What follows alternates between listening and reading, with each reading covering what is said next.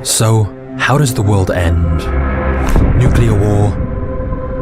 A deadly plague? Falling asteroids? Probably not. Most experts agree that the most likely way for the world to be destroyed is by accident, a mistake. And today, we're looking at the ultra-secret underground market that deals in exploiting those mistakes. A market where hackers in their basement make millions of dollars from terrorists, dictators, and even your own government. But as we venture into this dark underground world, we'll also be asking how it affects you. Have you ever wondered if you're being watched through your webcam or phone camera? Or if your password-protected files and messages are really as private as they seem? As our lives become more and more connected by technology, have you ever stopped to think of the risks? I will warn you now, your life will probably be better if you don't watch this video. Sometimes ignorance is bliss, and you'll be happier not knowing. Because once we open this vault, there's no going back.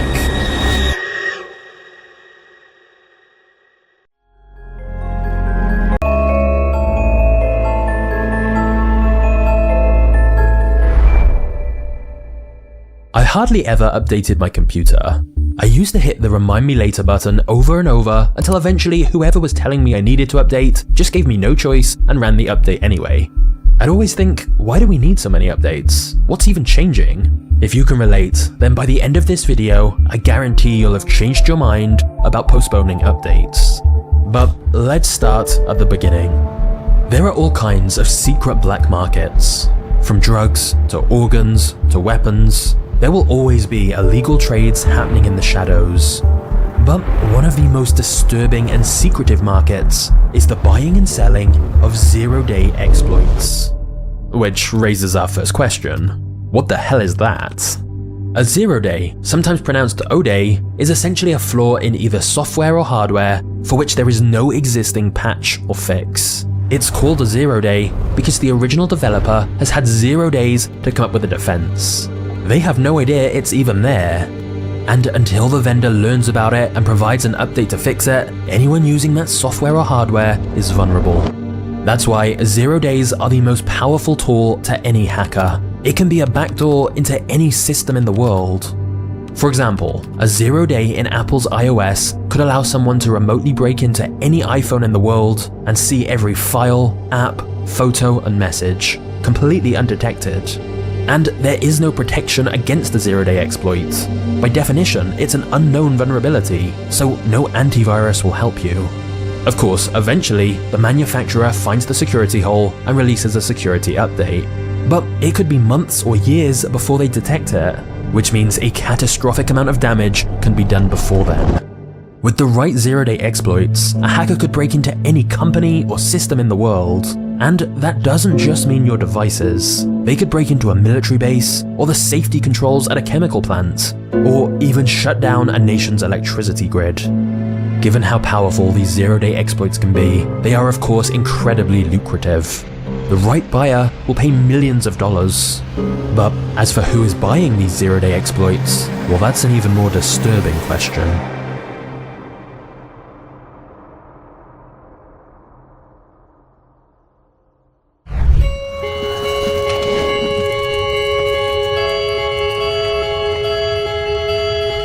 It all started in the 80s and 90s when hackers would find bugs in various software. This was often just a hobby. They were curious to see how the code worked and if they could find any vulnerabilities in it. If they found a mistake in the code, they would often approach these tech companies like Microsoft or Oracle and let them know they found a vulnerability. But these tech companies were not remotely grateful. It was the opposite. They viewed these hackers as a nuisance, as criminals. They certainly didn't want people drawing attention to flaws in their products, and so they would tell hackers to stop poking around their software or else they'd take legal action. This reaction from tech companies caused a lot of frustration amongst hackers who were trying to do the right thing by notifying the companies of flaws in their code. So the threats from the tech companies caused a lot of resentment, which would ultimately convert many white hat hackers to black hat. And so when the companies didn't listen to them, some hackers just started sharing the bugs they found publicly online, like on a service called BugTrack. Microsoft then compared them to terrorists. So in 2003, a security company called iDefense sensed an opportunity. They started offering to pay hackers directly for vulnerabilities they found. It was often quite small amounts, maybe $100, but this gave hackers an incentive to share the bugs they found in an ethical way. Because iDefense would then share these bugs with the vendors so they could get fixed, but in the meantime, they could offer their own clients a workaround to protect themselves until the vendor fixed the bug. So iDefense's business model actually worked quite well for everyone. But this gave birth to the zero-day market, where these zero-day vulnerabilities could be sold for a profit. And it wasn't long before iDefense started getting outbid. Government agency contractors and their intermediaries started reaching out to hackers on these forums and offering to pay way higher prices. It could be tens or hundreds of thousands of dollars for the right exploit.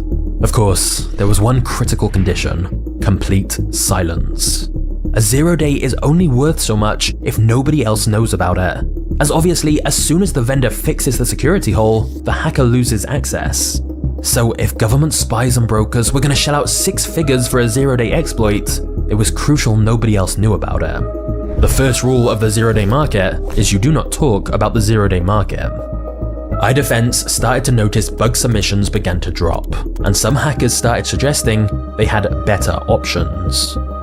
However, since these transactions were typically done through brokers, hackers would usually have no idea who they were selling to or how the zero-day would be used. You're just dealing with a middleman.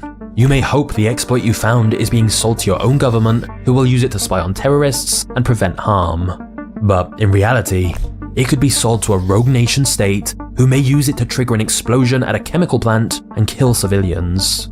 You have no way of knowing. That's why the zero-day sellers have been referred to as merchants of death, selling the bullets for cyber war. We know from Edward Snowden's leaks that the United States was one of the biggest players in the zero-day market. The leaked documents suggested the NSA had acquired a vast library of invisible backdoors into basically every app, server, and system you could think of, and they could break in even if a device was turned off. But essentially every country in the world is now active in the zero-day market. Initially, the main reason for hoarding these exploits was because they're the best tool for espionage. But now that we use the same software in factories, nuclear plants, power grids, and pipelines, these zero-day exploits became a new tool for cyber war.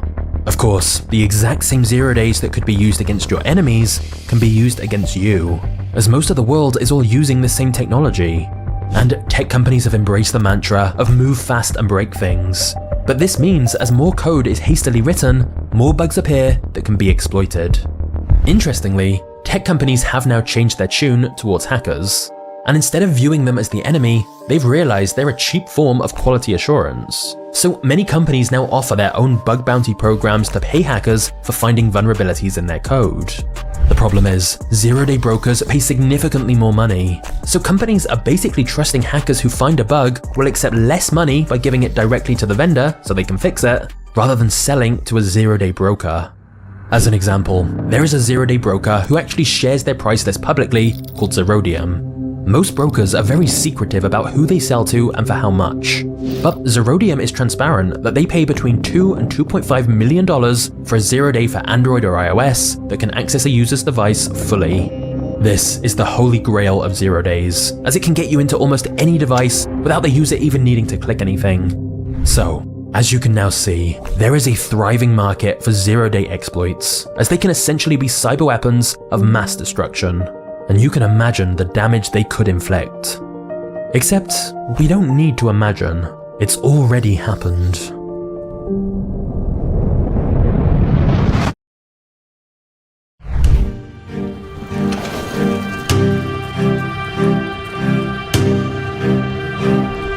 It's 2010 at the headquarters of Iran's nuclear program, where they're developing nuclear weapons. Little do they know, they've been infected with a malicious computer worm, which is the most sophisticated cyber weapon the world has ever seen. It was called Stuxnet, and the attack used 4 zero-day exploits strung together. The attack began when an infected USB flash drive was plugged into a computer running Microsoft Windows. By exploiting a Microsoft zero-day vulnerability, Stuxnet was able to spread from the infected USB drive onto the computer without detection. Then, using a separate zero-day vulnerability in printers, Stuxnet was able to gain access to the facility's local network and spread across the entire plant. Even though the network wasn't connected to the internet, by exploiting these zero-day vulnerabilities, Stuxnet could burrow itself deep into their systems until it found its target. And then, Stuxnet began overloading Iran's spinning uranium centrifuges out of control, causing them to overheat and self-destruct. This computer worm was causing very real physical damage. And yet, the code was so cleverly constructed that it reported on the monitors that the centrifuges were rotating at their normal speed. And thus, to the Iranian scientists monitoring the computer screens, everything appeared normal. By the time they finally realized a computer worm was responsible for the destruction of their centrifuges, around a fifth of them had already been destroyed by Stuxnet. Whilst nobody ever officially confirmed responsibility for the attack, it would later be concluded by experts that Stuxnet was a joint operation between the United States and Israel, and it's estimated it set Iran's nuclear program back several years.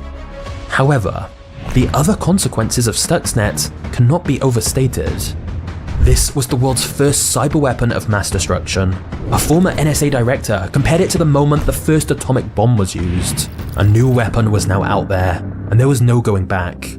It showed other countries what could be achieved with a few zero days used together. It was almost an advert for the damage and destruction that could be caused with these cyber weapons. And so, after Stuxnet's discovery in 2010, the zero-day market became flooded with more buyers, including countries with terrible human rights records. The cyber arms race was on.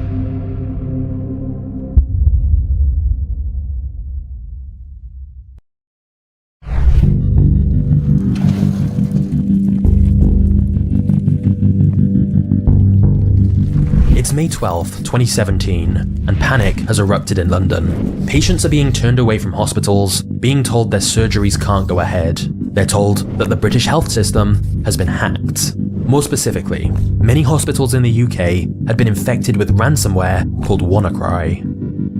When staff opened their computers, they saw a message telling them all of their files had been encrypted. The ransom note said, "Maybe you were busy looking for a way to recover your files, but do not waste your time. Nobody can recover your files without our decryption service." And of course for that, you had to pay. A Bitcoin address was provided. There was also a timer of how long until the price increased, and if they didn't pay within a week, their important files would be lost forever. It quickly became clear this ransomware had spread all over the world at a shockingly fast speed. From Indian airlines, Chinese universities, Japanese police, to Spain's largest telecom service, hundreds of thousands of computers were encrypted with WannaCry. But here's the crucial part. Experts soon discovered why the attacks had spread so quickly. The attackers had used a stolen NSA exploit called Eternal Blue. This just demonstrated the risk of governments hoarding these zero-day vulnerabilities, and how these exploits can fall into the wrong hands and cause untold damage. In this case, the attack was traced back to the Lazarus Group, a hacker group connected to the government of North Korea. What's fascinating about ransomware is that it is a business. There are countless reports of people haggling over the price with these attackers, and some ransomware teams even offer customer service. Ultimately, their objective is to make money. And fortunately in this case, the attackers had been sloppy. They had unwittingly included a kill switch in their code, and a 22-year-old college dropout called Marcus Hutchins quickly discovered it. He realized that the WannaCry malware only executed if it couldn't connect to the kill switch domain name, which was a long string of characters. So he simply registered that domain name for $11, and because the malware could now connect to the domain, it stopped executing on new devices. Whilst it's estimated WannaCry caused up to $4 billion in damages, things could have been so much worse. And just a month later, they would be.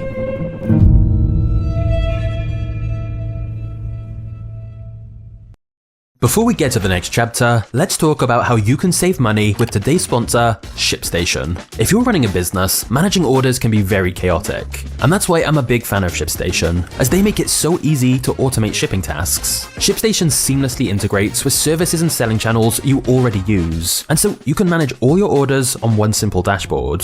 But the best part is that ShipStation is the fastest, most affordable way to ship products to your customers. You literally get discounts up to 88% off UPS, DHL Express, and USPS rates. And you also get up to 90% off FedEx rates. So basically, ShipStation can save you time, make your customers happier, and also save you money. That's why over 130,000 companies have grown their e-commerce businesses with ShipStation already. So calm the chaos of order fulfillment with the shipping software that delivers. Go to shipstation.com/magnates to sign up for your free trial. That's shipstation.com/magnates.